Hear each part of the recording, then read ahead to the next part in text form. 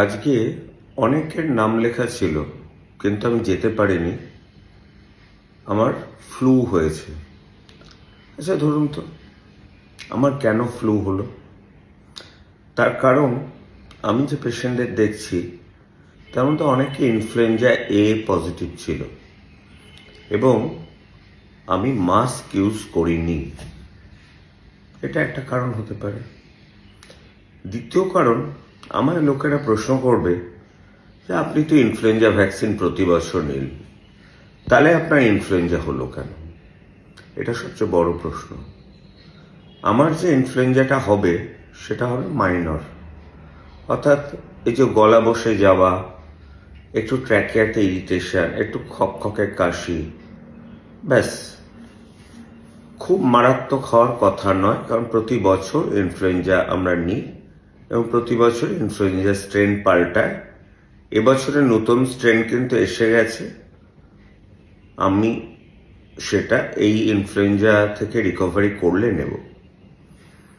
সেই জন্য অনেকেরই প্রশ্ন করে, ডাক্তারবাবু আমরা ইনফ্লুয়েঞ্জা ভ্যাকসিন নিয়েও কেন আমাদের ইনফ্লুয়েঞ্জা হচ্ছে? সে তো আমারও প্রশ্ন। দেখুন, কত পেশেন্ট কত দূর দূর থেকে এসেছিলেন, তারা আজকে হয়তো ফিরে যাচ্ছেন। হোপফুলি হয়তো কালকে কিছু দেখতে পারবো, বাকিদের নেক্সট উইকে আমি করে দেবো।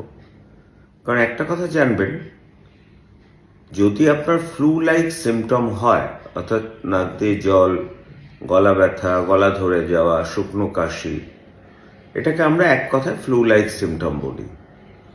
সেটা যে ইনফ্লুয়েঞ্জা ভাইরাস দিয়ে হতে হবে তা নয়, কিন্তু রাইনো ভাইরাস হচ্ছে কমনেস্ট, তার এগেনস্টে কিন্তু ভ্যাকসিন নেই।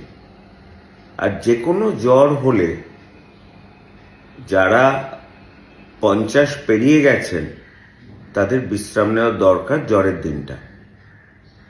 জ্বরটা সাবসাইড করলে আবার কাজে ফিরবেন। সুতরাং এই জ্বরটা আমার শিক্ষা দিল, এবার থেকে আবার মুখোশ পরতে হবে, আর জ্বর থেকে সেরে উঠলেই নতুন ভ্যাকসিনটা নিয়ে নিতে হবে।